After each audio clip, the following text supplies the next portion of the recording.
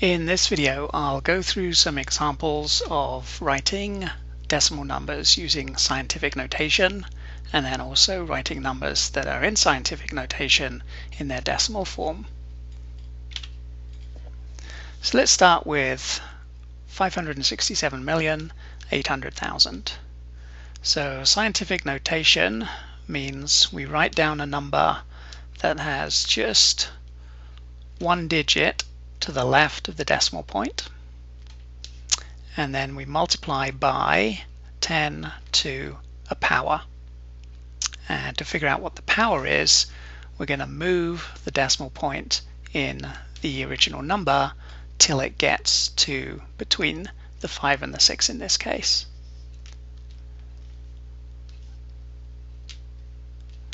So let's literally count that. So we're going to start here, and then we'll count 1, 2, 3, 4, 5, 6, 7, 8. So that means that the exponent is 8. Let's do the next one. So 5,678. Let's move the decimal point 1, 2, 3 places. So the exponent is 3. 5.678 times 10 to the power 3. What about negative exponents? So again, we want to write down a number that has 5.678 times 10 to a power, but this time the power, or the exponent, is going to be negative.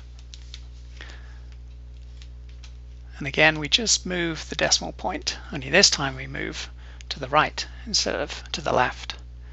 So we go 1, 2, 3, 4, and then now we're ending with the decimal point between the 5 and the 6.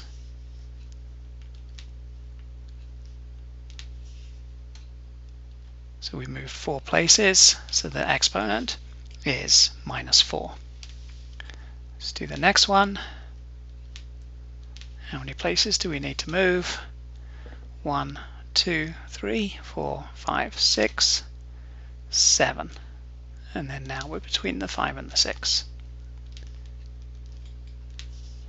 So 5.678 times 10 to the -7. I moved 7 places. What about going the other way? What about going from scientific notation to the decimal form?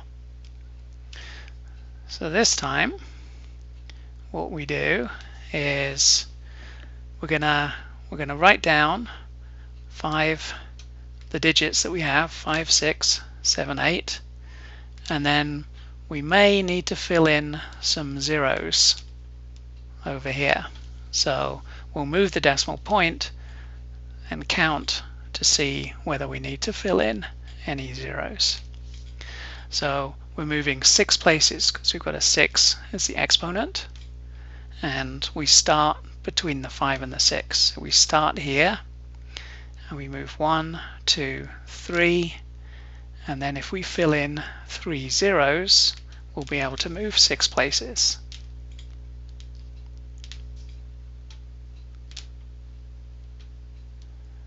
And then to keep track of large numbers like this, it's convention to put commas for each group of 3 digits starting from the right. So this number is 5,678,000.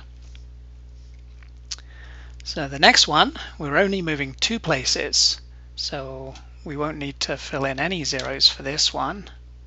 But let's see where the decimal point ends up. So we start between the 5 and the 6, and we count 1, 2, and we end between the 7 and the 8.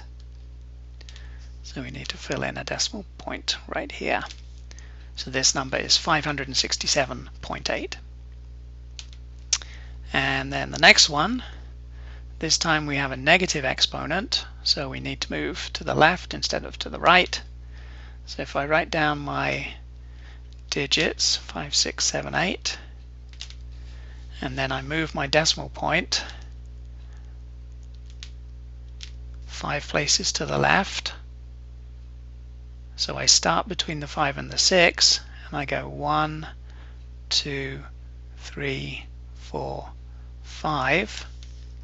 So I'm going to have to fill in some zeros here.